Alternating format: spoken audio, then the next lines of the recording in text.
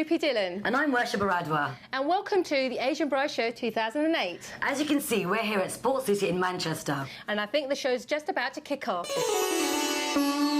I'm with Vishal from Island Fashions.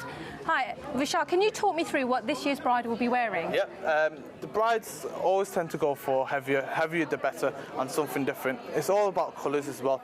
Like you've got something like this, which is like a sea green, where you've got the heavy crystal work on there, Swarovski crystal work, and you've got the cut work there. And you see the shape of it and how it hangs as well. They're called anarkali ones. They're the ones that make it better. They have like panels of different sizes. And then you've got something like this, which is absolutely gorgeous. You've got something very, very heavy like that. It's out of this world piece. And then you've got something like this, which is more traditional.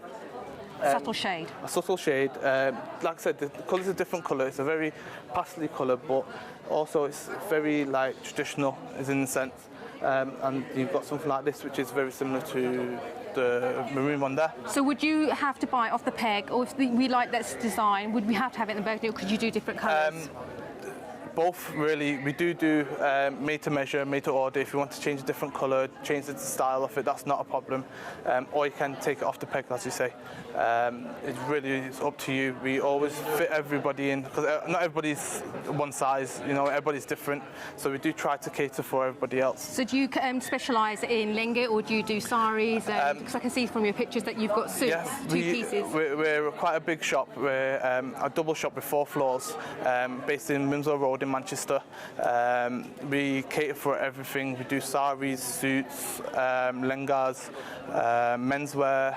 So you do jewelry. stuff for the groom? Yes, we do. Everybody forgets about the groom. Everyone forgets about the groom. Yeah. So is this a typical groom's outfit? This is, I'd say, it's slightly different. What is with grooms now, they're like the brides, they like something glitzy, they like something glamour. See here, this is quite subtle, but it is quite sparkly as well. There's work on the back of it as well. Also, you also got something like this one here, which is, it's quite heavy work on there, in the middle as well. So grooms tend to go for something quite glitzy as well as the bride. So even the grooms now go for the matching shoes and the matching scarves? Yes, they do. Everything has to match with the bride as well. So it's as much as of the groom that it is of the bride. We also do bridal saris as well, like something like this one here, which is if you've got sort of a big border here, and you've got a dupatta here, which is a scarf, which is more for traditional brides who are more comfortable in saris and stuff like that.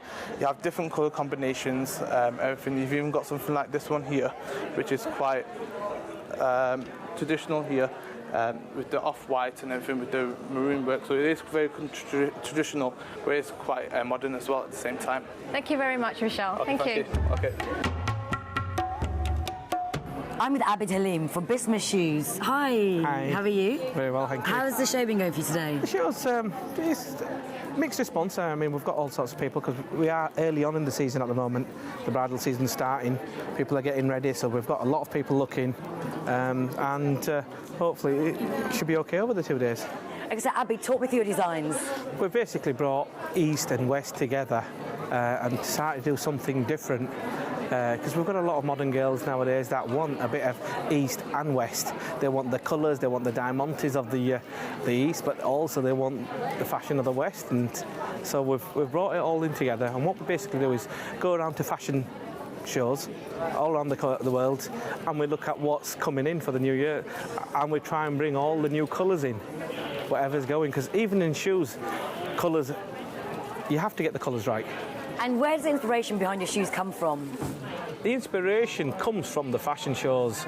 My partner, Imran, who goes around to all the fashion shows looking at the designs and the colours, and he designs a lot of the shoes.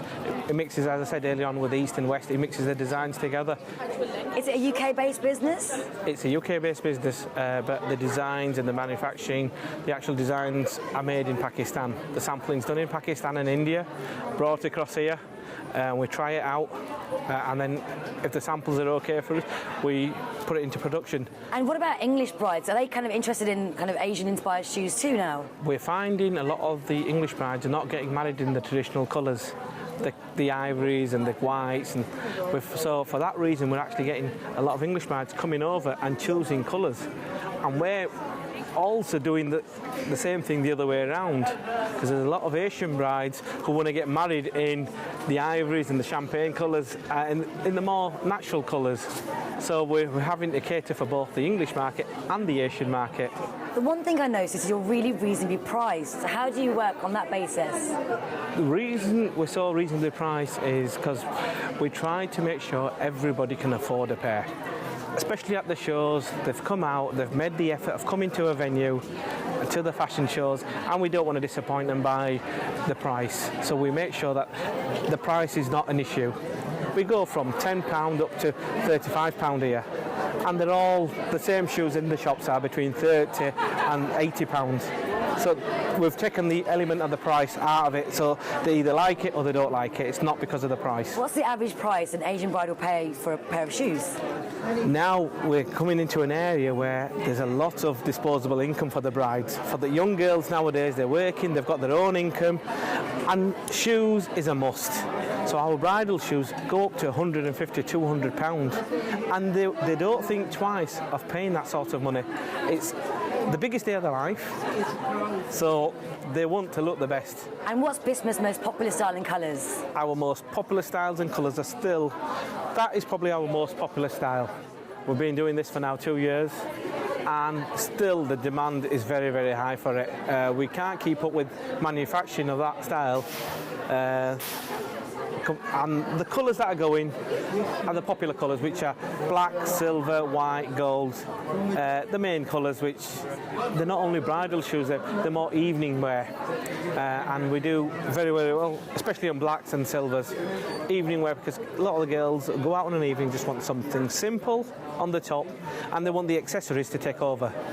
So they'll have a nice pair of shoes, a nice handbag, nice jewellery, and a simple dress. Abby, thanks so much for your time today. I know where to come for my next shoe fix now. Not a problem anytime. Thank you so much. Much more coming up after this break.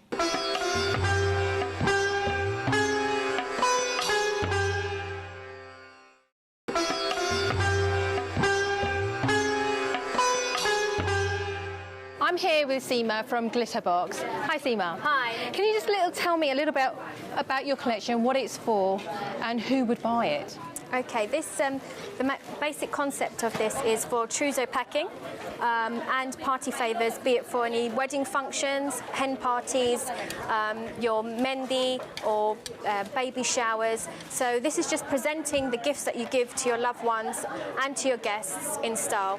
Seema, I just noticed that you've got the almonds in a very fancy, elaborate tray at the front, but traditionally it's carried in a silver thali covered in a silk hanky.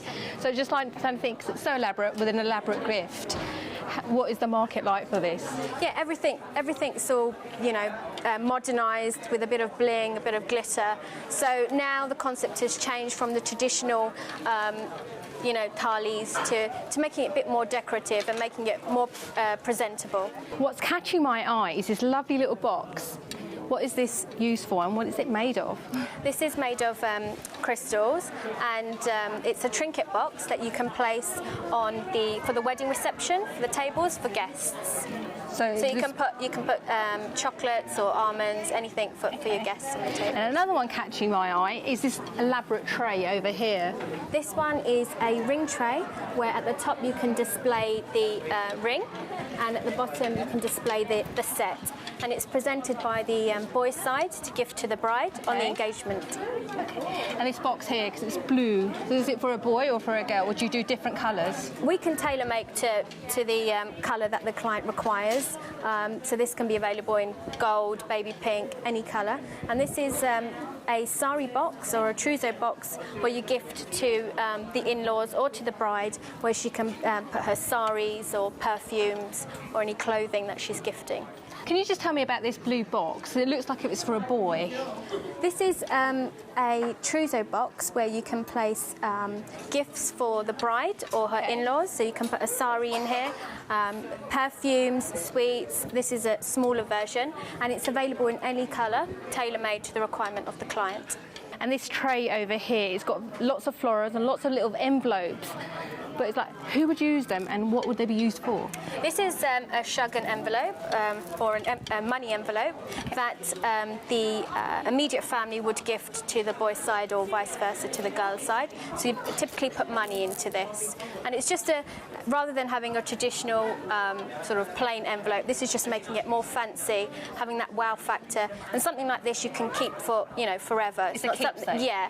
Everything here, rather than the traditional wrapping paper or cellophane, this is something that you can keep forever. And reuse them. So basically you're helping the environment while you're giving everybody the bling and gift ideas. Well, thank you very much, Seema. Thank you. Thank you.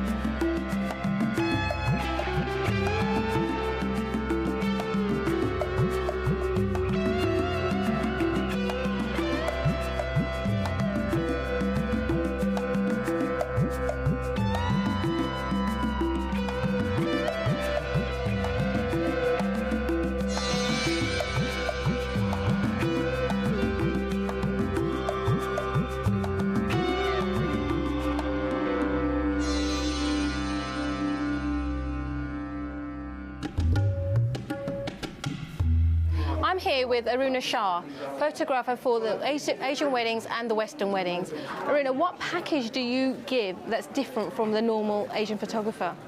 Well, for a start, I'm a female photographer, so that's a bonus for the brides because, when the brides are getting ready and they want those special shots to give them, the finishing touches while they're getting into their dress.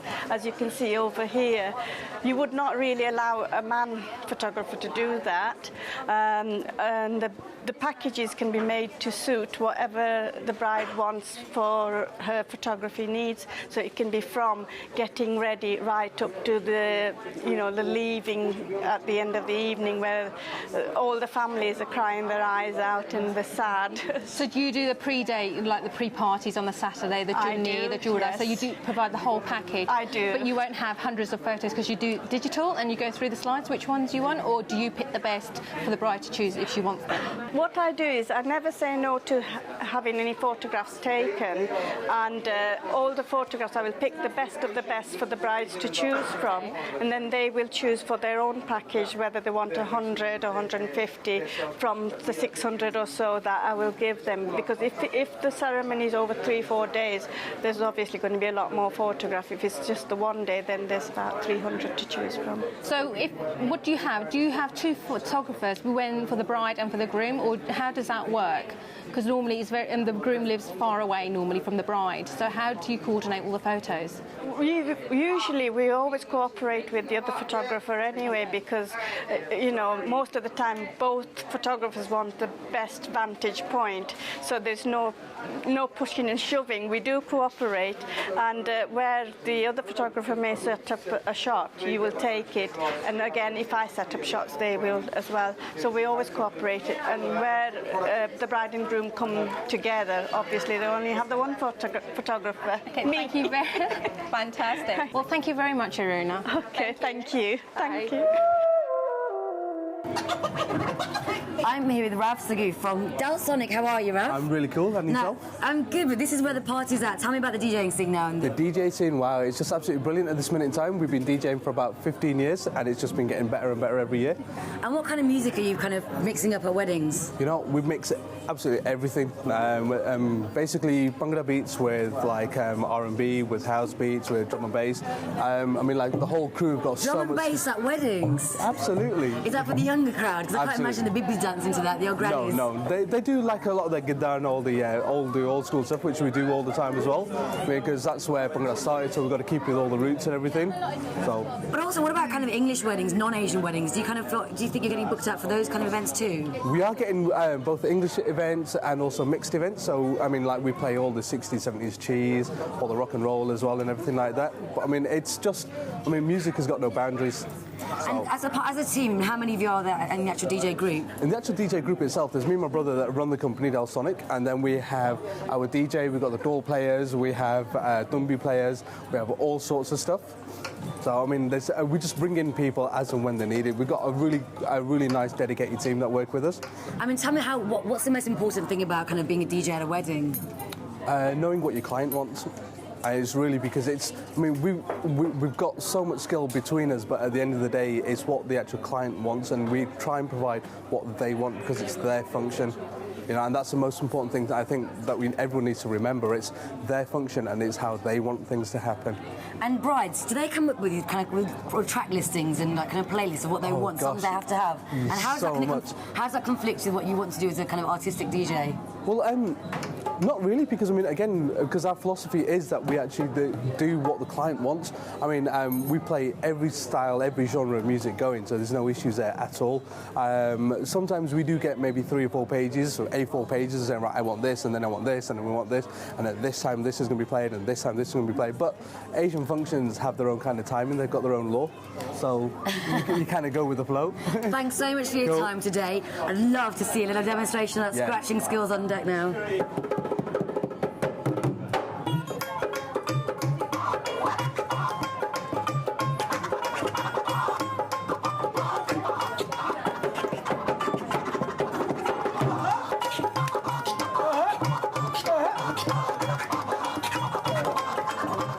This is definitely the party's happening. Absolutely, absolutely.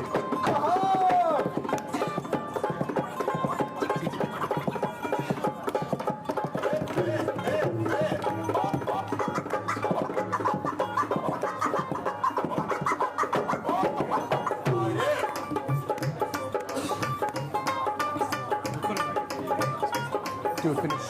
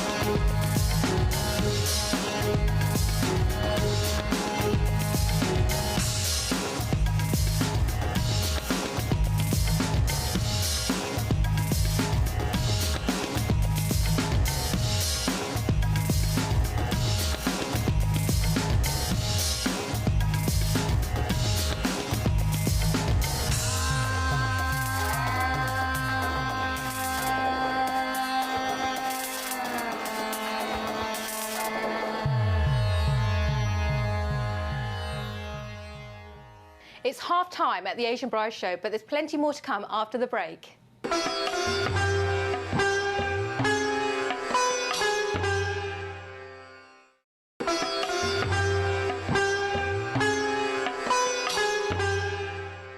I'm here with Jyoti from Sai Fashions.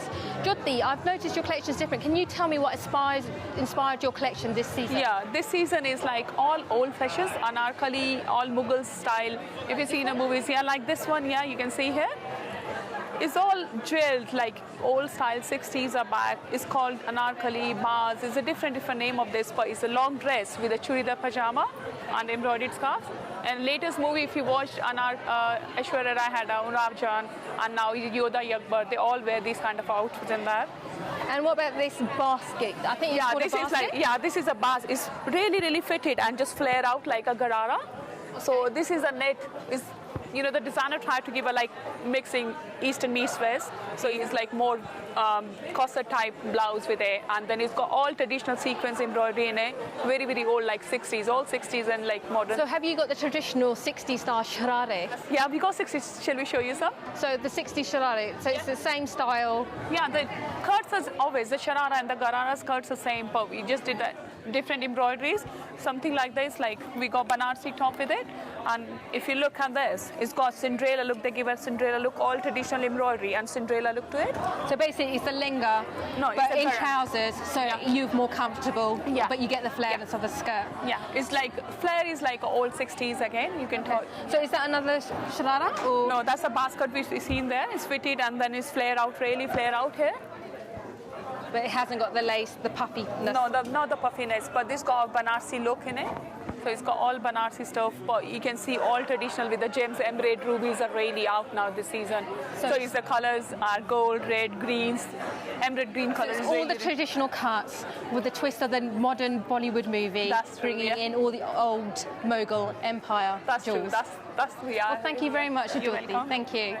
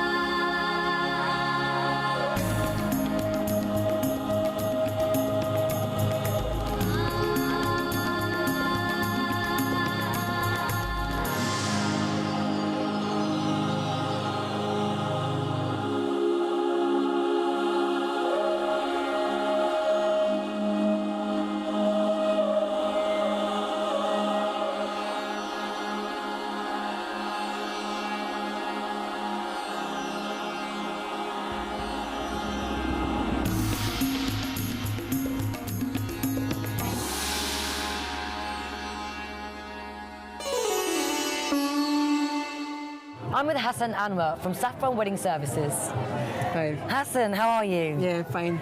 You come all the way from Glasgow and you've conquered Scotland. Are you ready to make a mark on England, north of England too now? Yeah, well, we've been going about in Scotland for about 12 years, and we're probably at the top end of the market. We're the kind of the best in the field that we're in.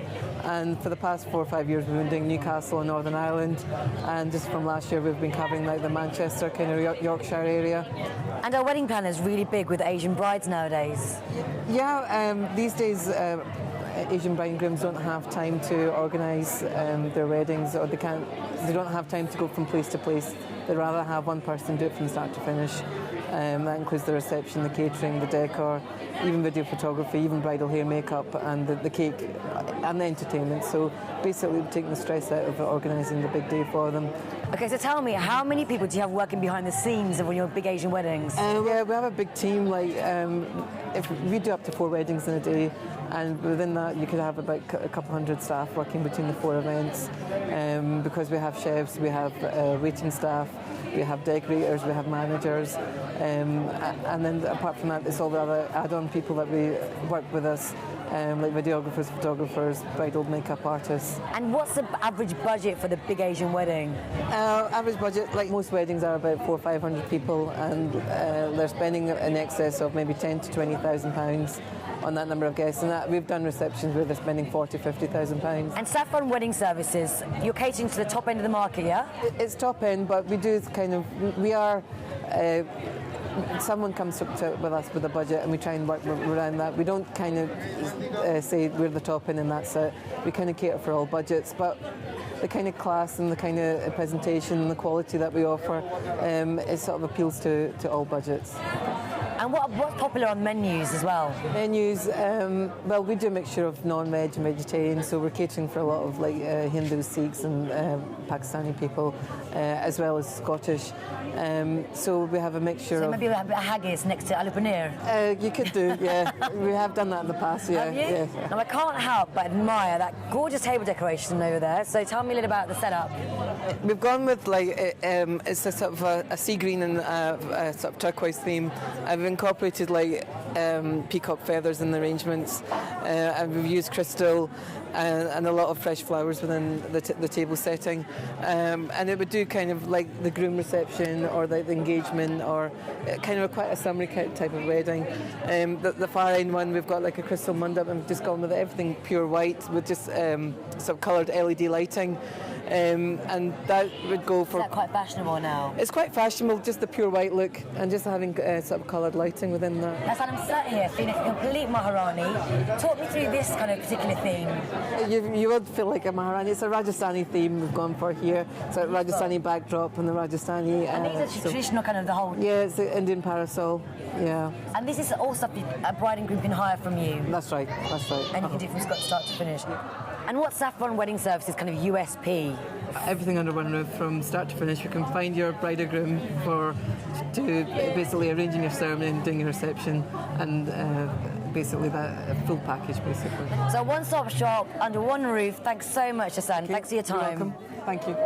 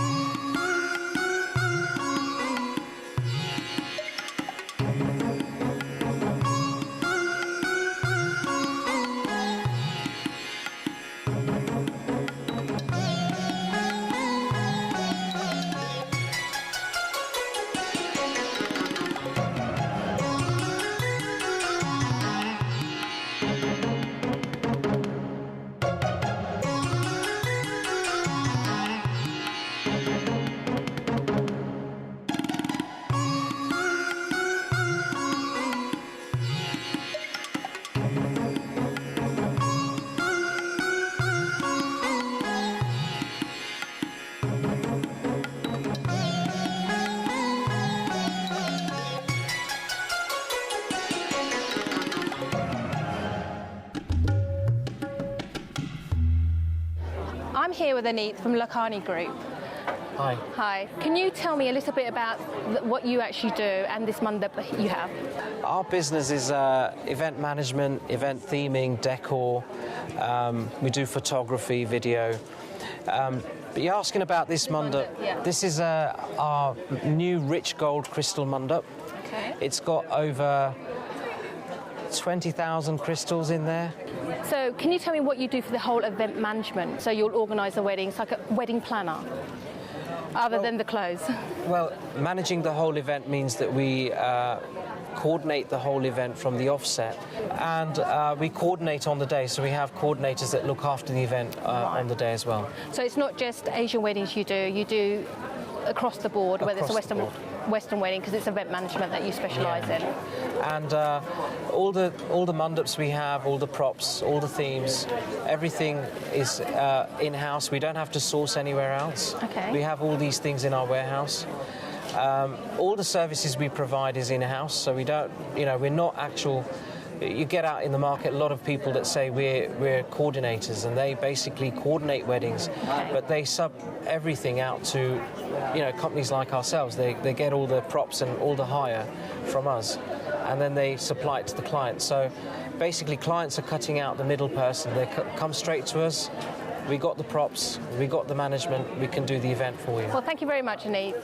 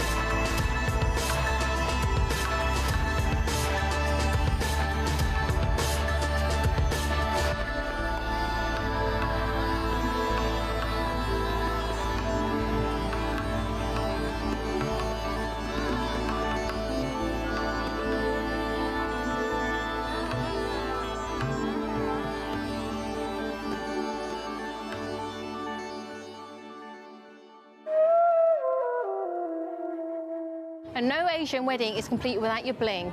And I'm not talking about your traditional gold bling, I'm talking about diamonds and crystals.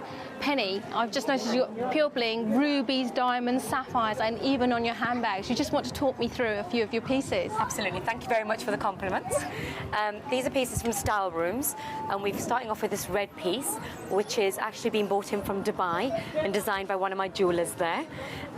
It's all red stones with Swarovski work. You've got the earrings and a contemporary necklace. It matches. And it does match, absolutely. And then the other thing that we specialise in is our more traditional jewellery, which I'll come on to a bit later, but it's with the proper Punjabi necklace and the bassa. But then going on to our bespoke handbags. So if you have a bridal outfit, we could match your outfit with your handbag, and all we need is 40 centimetres by 40 centimetres of fabric and the bling that's on your outfit to be matched to the clasp that's on this handbag. Okay, fantastic. So it's very, very simple and nice. And these are designed again with a designer in Delhi and another designer in Mumbai called Samir Patel that we work with. And what about your lovely snakeskin handbags at the bottom? They're actually really pretty. They're new in. It's our new launch for the coming season. They're made again in Delhi. They're all handmade by our craftsmen there, the little factory that we have. And again, we could do these matching your outfit. Can we do that girl going out trick with this and see, because as you can see it's very small, can we fit our phone and lip gloss in this? I'll put my bottom dollar in that you can. Okay, we'll have a go. Like, let's have a go. Why not? Right, so you've got your phone and you've got lip gloss. And yes, can we close it? Yes, we just can. about close it. Fantastic. So what about more of your traditional stuff? Absolutely, I can show you that. And this is our passa here, which is our passa set, which comes with the tikka. which is there, your earrings and your necklace, and they can come with any stones and beading matching your outfit. So you actually make these to order to match your outfit? Absolutely. So these are crystals? Crystals, stones, Swarovski stones, and that's just metal. It's just... Is it gold plated or anything like that? No, absolutely not. Unfortunately. So you get all the bling with a fraction of the cost. Absolutely. To match your outfit. Yeah. Well, I think I should try some of these on. Why not? Okay. I can't resist. I'm a girl.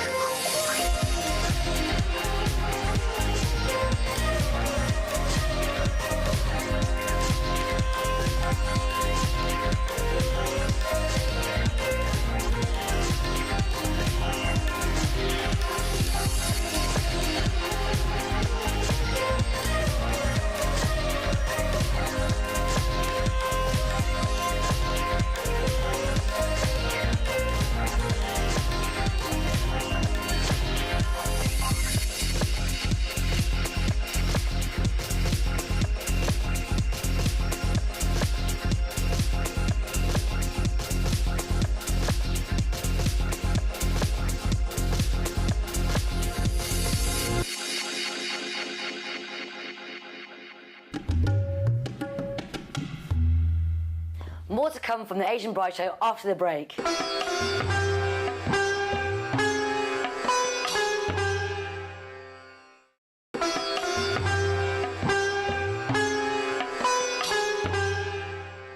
I'm here with Ruby from Sanduk.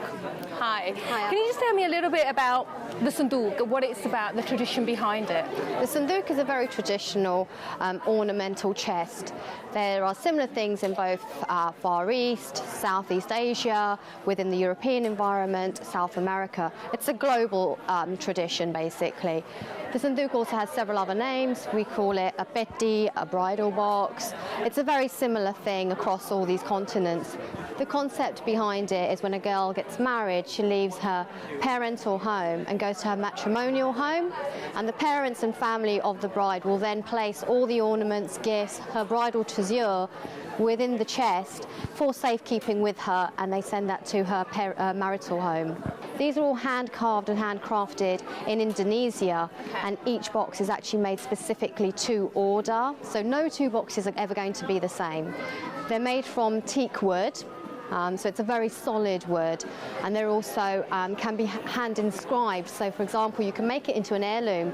If you would like, you can have your name and your partner's name inscribed in there, and then when they go on to have children, they can then use it as an heirloom to hand down to their next generation. Do the Sanduks vary in size? Because I see you've got a very small one here and you've got three very large ones. The actual bridal box itself, this Sanduk here, is a standard size. We've done our market research to see what is the best fit, and obviously this can be placed at the foot of the bed without it taking over too much space, but it can also be used as a coffee table. And we have a second size here, which is the actual jewellery box size, so you can actually have a smaller thing. So if you would like something to accompany the large chest, there's a smaller ornament to mix. So you've adapted the traditional concept of the Sanduk with a modern, compact living of the Western world? Absolutely. It's an old tradition with a new twist. So what is the price of one of these Sanduks? Well, the large standard size Sanduk is £350. We also have a very dark colour one, which is £380.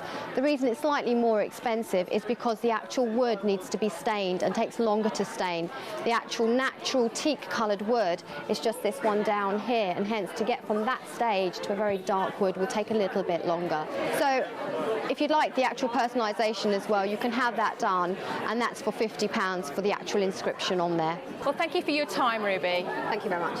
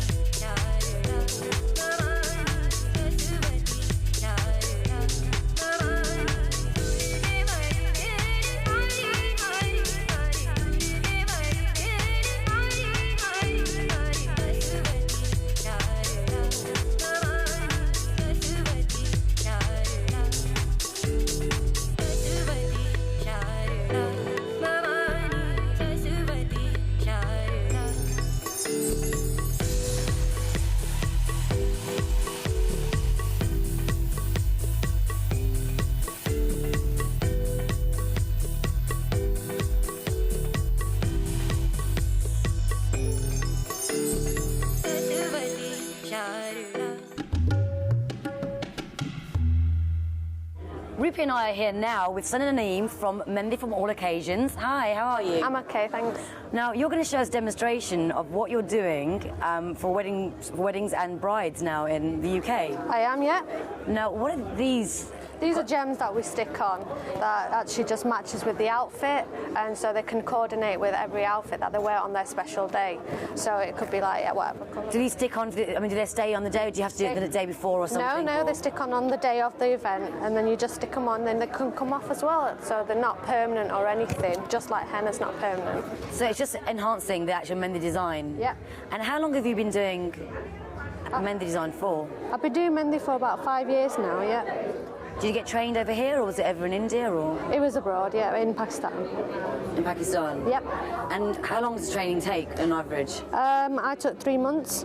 Could take less than that, but I took 3 months, yeah, or it could take longer, really. Depends on what, how quick you are. And where do you kind of decide what kind of design you're going to do on a bride? Because I think the idea of just coming up with something like floral or paisley designs. Well, a bride would normally choose. She would actually say whether she wants an Arabic design, an Indian design, or a Moroccan design, or whether she just wants something really simple, like a simple strip or something, or whether she wants to go all the way to the top of her arm. So it could be really intricate as an Indian design. Nowadays, it's more about the Arabic design, which is quite the big floral, bold Mehndi nowadays. How does it differ, Arabic from the Indian? The Indian's very fine. It's got more intricate, it's got more lines, it's got more checked in it, it's more filling. And whereas the Arabic is to do with all the shading and the bold, the flowers and big patterns. The one thing that actually the Arabic and the Indian Mehndi would have in common is that the whole purpose of it is to be a decorative part of the bride and to make her look beautiful. In what way do you think kind of Mehndi works to make a bride look more pretty than she can already? It just gives it more of a look with the outfits and the whole theme of being traditional, really. It came back from the East, so it's more to keep the traditional going, and that's why I think most brides get it done so that they just look more pretty with it, all the outfit and everything. There's also a myth with the henna, the Mehndi, that the darker your henna, the more your mother-in-law will love you. Whether that's true, I don't know. So the darker the henna, the more your mother-in-law loves you. Well, let's see how dark yours comes out today then. And are there different types of Mehndi that you can actually use as well? Because there is, yes. You can get brown Mehndi. You can get also red Mehndi, which the brown one lasts up to about a week and a half to 2 weeks, depending on how much you wash the area, whereas the red one comes off within a couple of days. Now, there is a danger with the black Mehndi, which has got chemicals in it. Is that still being used, black Mehndi, or is it not so fashionable now? No, I don't use it now. And tell me what the actual Mehndi is made from and how it's made. Yeah, Mehndi is made from natural henna plant extract. The actual plant is actually called henna itself, and then it's mixed with natural oils, and basically it's just made out of oils and plant extracts, really, that's it. And how long will this actual design, this last here today? It should last for about a week and a half, but then, like I said, depending on how much you wash the area, I would suggest not to wash it overnight. Leave it on for at least 24 hours, and the more the body heat, the deeper the colour. I mean, I would suggest sleep with a hot water bottle, but that's me. Really? Yeah. No. That's a new trick. I've never heard that one before. No, most of my brides actually are very good. They sleep with a hot water bottle, or while I'm doing their henna, they have a hot water bottle with them. So, I mean, as you can see, most of my designs are quite dark. That's because heat. You need heat on Mehndi. Or you can just roast your hand by a fire, perhaps. Yeah. Is there any other tricks you can use to kind of keep your Mehndi really dark and... Lemon and sugar. Mix lemon and sugar together and apply the paste on to the dry Mehndi. Wait till it dries. Not a wet Mehndi, otherwise it'll smudge.